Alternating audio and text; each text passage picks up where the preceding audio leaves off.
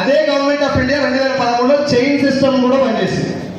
ఇప్పుడు మీరు ఒక మాట చెప్పండి, నేను ఒక వ్యక్తిని జాయిన్ చేసి నువ్వు 10,000 కట్టు ఇంకా ఇద్దరితో కట్టి అని చెప్పిన, నేను ఏమన్నా చెప్పిన అయ్యో కథలు నాకు కథలని చెప్పిన, మంచి భూమి మీద ఉన్నటువంటి అరచేతిలో వైకుంఠం అంటారు కదా, అట్లా చూపెట్టి 10,000 కట్టించిన. 10,000 కట్టే వ్యక్తి రిస్క్ లో ఉన్నట్ట, కట్టించుకున్న రిస్క్ లో ఉన్నట్ట? కట్టిన రిస్క్ లో ఉన్నాడు. ఆయన మీటింగ్ వచ్చి ఏమైపోయిందంటే మొత్తం ఆగమాగం లోపల నరాలు మొత్తం దిగిపోయి ఊళ్ళకి పోయి ఇద్దరు కట్టించింది. ఒకవేళ కట్టిస్తే ఈయన కట్టిన 10,000 ఈయనకు వస్తాయి, కట్టేయకపోతే ఆ 10,000 పోయిందా? పోయింది. ఇప్పుడు ఆ 10,000 కట్టిన వ్యక్తి మోసపోయినట్ట లేదా? పోయినట్ట లేదా? ఇప్పుడు ఒకవేళ ఇద్దరిని కట్టించండి, 10,000 ఈయన కట్టిండు, ఇద్దరిని కట్టించండి, ఈయన 10,000 ఈయనకు వచ్చినాయి. వాళ్ళిద్దరు ఏం చేస్తే వాళ్ళు సేఫ్ అవుతారు? మళ్ళీ చేరే ఇద్దరిని కట్టాలి. ఇక్కడ ప్రొడక్ట్ లేదు, ఇన్ఫర్మేషన్ లేదు, రిటర్న్ పాలసీ లేదు, హెల్త్ లేదు, ఏం లేదు. నువ్వు మునగాలే, ఇంకో ఇద్దరిని. పైసలు వస్తే రావాలా? వస్తాయి. ఎంతమందికి వస్తాయి? మీరు ఇద్దరు ముగ్గురు చూపించి ఊరు మొత్తం కొరుకుతారు. మీరు చెప్పండి నాకు, 10,000 కడితేనే మోసపోతామా, ₹1 కట్టినా మోసపోతామా? ₹1 కట్టినా మోసపోతాం. రీజన్ ఏంటంటే, సార్ ₹1 కట్టడం ఈజీయా కష్టం? చాలా ఈజీ, ఏమన్నా చెప్పొచ్చు. ఇప్పుడు నేను మేడం దగ్గర పోయి ₹1 కట్టరా అని అడిగాను, రూపాయలే ఏమి లేదు అనుకో, వేద్దామని ఇద్దరమ్మ లేకున్నావు, రూపాయి కూడా లేదు దగ్గర అని అనుకో, ఏదో చిరాకి సాగు పోరా అని చెప్పి మొక్క మీద కూడా కొడతారు. అంటే అంత ఈజీ ₹1 కట్టేయడం. అట్లా ₹1 కోటి మందితో కట్టిస్తే నేనైతే 10 కోట్ల మందితో కట్టిస్తే 10 కోట్ల రూపాయలు ఇప్పుడు నా అకౌంట్లో పడ్డాయి. నేను కంపెనీ ఎత్తేసాను, నాకు లాసా లాభం? మాట్లాడరా మీరు? రాగు మా దగ్గర మాట్లాడడం పడైపోతుంది. మాట్లాడరా మీరు? మీరు మాట్లాడరు అంటే చెప్పండి, మీటింగ్ బంద్ చేసి వెళ్ళిపోతుంది. నేను కూర్చొని దయ్యాన్ని చూసినాడు చూస్తాను కదా, నేను కూర్చొని టికెట్ కూడా తక్కువ పెట్టింది, అందుకే అర్థం చేసుకుంటాను. మాట్లాడతారా సార్? ₹1 కోటి మంది కట్టితే ₹1 అయినాయి, 10 కోట్ల మంది కట్టారు, నా అకౌంట్లో 10 కోట్లు పడ్డాయి. నేను తెల్లారి కంపెనీ ఎత్తేసిన, నాకు లాసా లాభమా? లాభం. ఎన్ని కోట్లు? 10 కోట్ల రూపాయలు నాకు లాభం. కట్టినోనికి ఎంత లాసు? ₹1 లాస్ అయినోడు కొట్టుకుంటారా? ఇట్లా కొత్తపేట పోలీస్ స్టేషన్ పోయి కేసు పెడతారా? ఒకవేళ కేసు పెట్టాలంటే రాసియాలి. ఆ రాయాల్సినటువంటి పెన్నుకి ₹5, పేపర్కి ₹2. పోయిందంతా ముందు నువ్వు ₹1 పోయిందన్న విషయం నీకు సోయి కదా.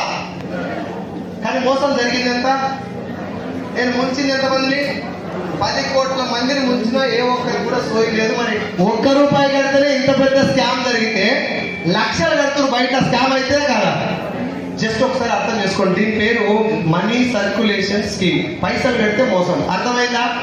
ఇది మొదటిది. రెండవది, పైసలు కట్టిస్తారు కానీ గవర్నమెంట్ ఇస్తుందని చెప్పి జర అడ్డం ఉంటానుకో ఓ 2 ప్రోడక్ట్లు ఇస్తారు. అవసరం ఉన్నా లేకుండా నువ్వు అవి కొనుక్కోవాలి. 2 చీరలు, ఓ సూటు బట్ట, 2 బూట్లు, లేకపోతే ముక్కు పుల్లలు, బైకులు, డిన్నర్ సెట్లు ఇవి ఇస్తారు.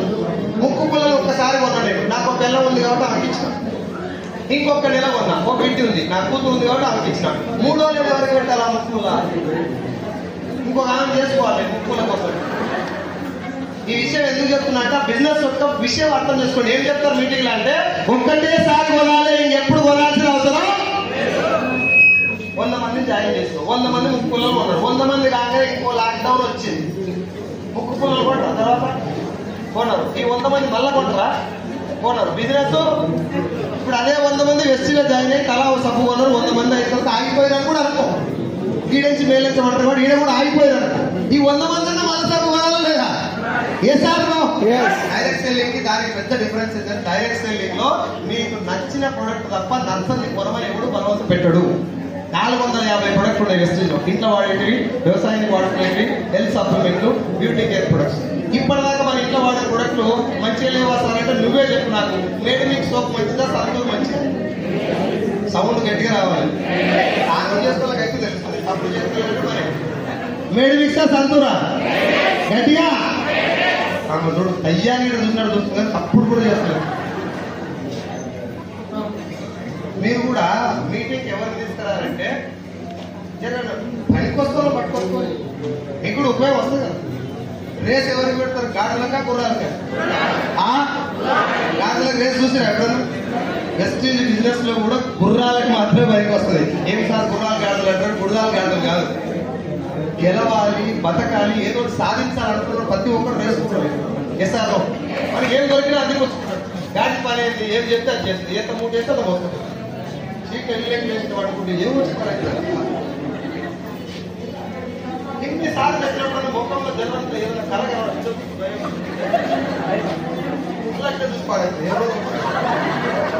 అమ్మా పక్కన కనిపెట్టు ఉందా పోయిందంట ఎవరి కార్యక్రమం అంతా కాదు. Good morning. మేడమిక్ సోప్ మంచిదా సంతుదా? గట్టిగా లాస్ట్ 2 minutes నేను ఎక్కువ మాట్లాడు. మేడమిక్ సోప్ మంచిదని మీరందరూ చెప్పారు. ఏది వాడుతారు ఎక్కువ? మంచిది వాడాలన్నా ఆడు చెప్పింది వాడాలి. మనం ఏది వాడుతున్నాం? ఆడు చెప్పింది. వాడు చెప్పిండా వాడుకుంటున్నాడు. వాడకుండా వాడు చెప్పి పైసలు తీసుకున్నా పుణ్యానిక. పైసలు తీసుకొని మనకు నచ్చింది చెప్తున్నా, వాడి పైసలు వచ్చి చెప్తుండా. అర్థమవుతుందా నేను చెప్పేది? మ్యాగీ నూడిల్స్ బంద్ చేసి నువ్వు తింటే సస్తారని చెప్పి ఇప్పుడు తినబెడుతున్నా లేదా? దేనికోసం తినబెడుతుండో?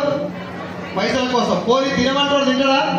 అది ఇంట్లో గేట్ కాడ కుక్క కూడా తినదు. నీ ఇంట్లో కుక్క తినడం తింటాం మనం. అవునా కదా? నేను మనం అన్నాడు విన్నాను. విన్నా లేదా మనందరం?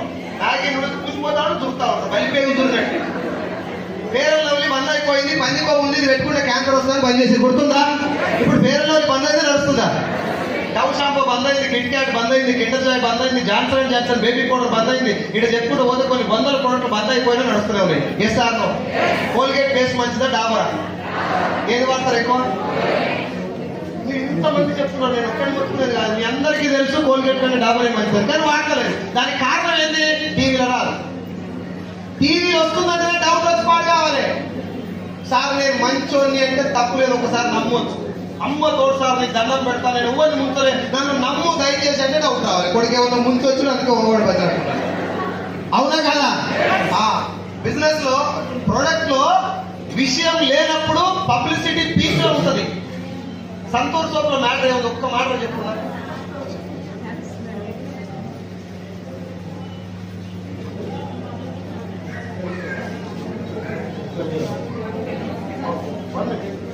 సో ప్రొడక్ట్ ఎవరు మార్కెటింగ్ చేస్తారు సార్? అడ్వర్టైజ్మెంట్ వాడనోళ్ళు. అవునా కదా? వాడనోళ్ళు మార్కెటింగ్ చేసి మన డబ్బులు వాళ్ళు తీసుకుంటారు. డైరెక్ట్ సెల్లింగ్ వెస్టీలో ఏంటి? ప్రొడక్ట్ వాడేది ఎవరు? చెప్పేది ఎవరు? వాడినోడు చెప్పాలా వాడినోడు చెప్పాలా? డబ్బులు ప్రొడక్ట్ వాడినోడా వాడినోడా? అదే డైరెక్ట్ సెల్లింగ్. ఇక్కడ నువ్వు పైసలు కట్టేది కానీ కట్టించేది కానీ ఏం లేదు. Yes or no?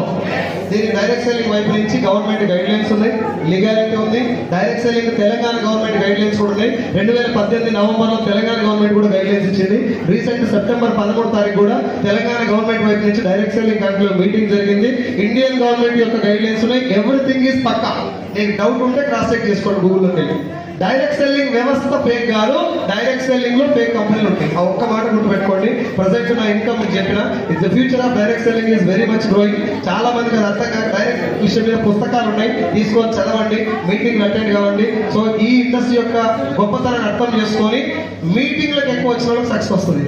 స్కూల్లో జాయిన్ అయితే రాకుండా రావు, స్కూల్కి వెళ్ళి చదవాలి. ఎసార్నో నేను చేసినటువంటి గొప్ప పని ఏంటంటే ఇట్లాంటి మీటింగ్లకు కారణాలు చెప్పుకుంటూ పోయి కూర్చున్నా. Now I earning 5 lakhs. మీరు కూడా ₹1,00,000 తీసుకోవాలంటే మీటింగ్ రావాలి. వస్తారా? Thank you so much and wish you well.